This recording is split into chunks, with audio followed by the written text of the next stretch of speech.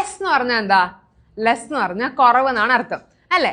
അങ്ങനെയാണെങ്കിൽ let's look at some of the words that come with less. Less അവസാനം വരുന്ന കുറച്ച് വേർഡ്സ് നോക്കാം.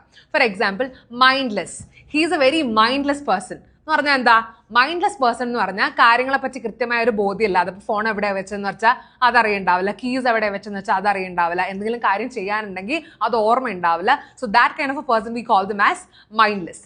Next one is heartless. Heartless എന്ന് പറഞ്ഞാൽ എന്താ? ഹൃദയമില്ലാത്തവൻ നമ്മൾ പറയും. എന്നുവെച്ചാൽ ബാക്കിയുള്ളവരുടെ ഇമോഷൻസിനെ പറ്റി സെൻസിറ്റീവ് അല്ലാത്ത, അതിനൊന്നും പരിഗണിക്കാത്ത ഒരാളാണ് ഹാർട്ട്ലെസ് എന്ന് നമ്മൾ പറയാം. ഇനി ക്യാരക്ടർലെസ് എന്ന് പറഞ്ഞാൽ എന്താ? ക്യാരക്ടർലെസ് എന്ന് പറഞ്ഞാൽ ഇയാളുടെ പേഴ്സണാലിറ്റി വളരെ മോശമാണെന്നാണ് characterless. Okay, is a very bad person ആണ് എന്ത്? ക്യാരക്ടർലെസ് എന്ന് പറയുന്നത്. Next one is homeless. Homeless എന്ന് പറഞ്ഞാൽ എന്താ? വീടൊന്നും ഇല്ലാത്ത, ഒരു ആശ്രയം ഇല്ലാത്ത, ഈ തെരുവിലൊക്കെ കഴിയുന്നവരെയാണ് നമ്മൾ ഹോംലെസ് പീപ്പിൾ എന്ന് പറയാം.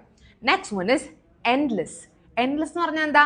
ഒരു അന്ത്യം ഇല്ലാത്ത കാര്യങ്ങളാണ് നമ്മൾ എൻഡ്ലെസ് എന്ന് വിളിക്കും. For example, the Ocean is endless. കടൽ എന്ന് പറയുന്നത് ഈ ഒരു അറ്റമില്ലാതെ പരന്ന് കിടക്കുന്ന സാധനമാണ് Ocean. So it is endless എന്ന് പറയാം.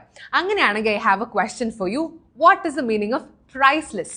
ഇതൊരു ട്രിക്ക് ക്വസ്റ്റ്യൻ ആണ്. സോ ആലോചിച്ച് ഉത്തരം ചെയ്യാം.